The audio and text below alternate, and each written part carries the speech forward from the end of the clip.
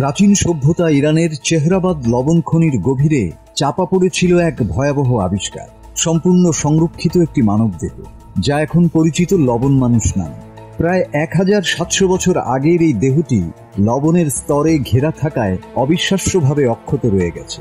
তার চুল, দাড়ি, পোশাক, এমনকি চামড়ার জুতো আর ব্যবহৃত সরঞ্জামও সময়ের সাথে টিকে আছে। গবেষকদের ধারণা তিনি ছিলেন এক খনি শ্রমিক, যিনি হঠাৎ এক ধসের মধ্যে আটকা পড়ে লবণ শিলার নিচে চাপা পড়েছিলেন। তবে অন্য প্রাচীন মৃতদেহের মতো পচে না গিয়ে লবণ তার দেহকে শুকিয়ে সংরক্ষণ করে ফেলেছিল, যা ইতিহাসের অন্যতম বিস্ময়কর টাইম ক্যাপসুল হিসেবে পরিচিত। 1993 সালে ইরানের জনজান প্রদেশের হামজাহলু গ্রাম সংলগ্ন চেহরাবাদ লবণ খনিতে প্রথম লবণ মানুষ আবিষ্কৃত হয়। এরপর 2010 সাল পর্যন্ত মোট 5টি দেহ পাওয়া যায়, যেগুলোর মধ্যে পুরুষ, নারী ও কিশোর অন্তর্ভুক্ত।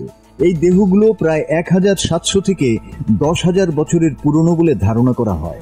লবণ খনির লবণ ও অক্সিজেনের অভাবে দেহগুলো প্রাকৃতিকভাবে সংরক্ষিত হয়ে মমিতে পরিণত হয়েছে।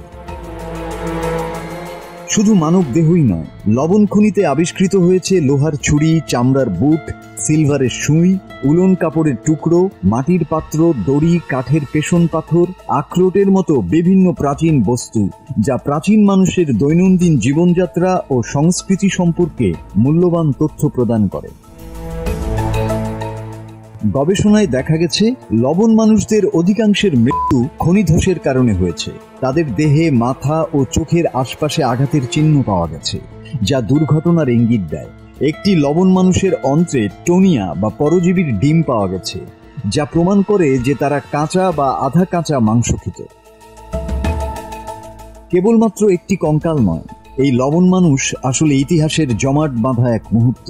তিনি ছিলেন এক বাস্তব মানুষ, যিনি জীবিত ছিলেন, কাজ করতেন আর মৃত্যুবরণ করেছিলেন পৃথিবীর গভীরে বিপজ্জনক সেই জগতে। আজ তার উপস্থিতি হাজার বছরের ব্যবধান ভেদ করে আমাদের সামনে হাজির হয়, শুধু হাড়গোড় নয়, বরং শতাব্দী প্রাচীন এক জীবনের গল্প নিয়ে। লবণ মানুষ কেবল এক ট্র্যাজেডির প্রতীক নন, বরং সংরক্ষণ, স্থায়িত্ব আর পৃথিবীর অন্তর্গত অজানা রহস্য ঘেরা এক জীব। মাসুদ হাসান, বাংলা টিভি।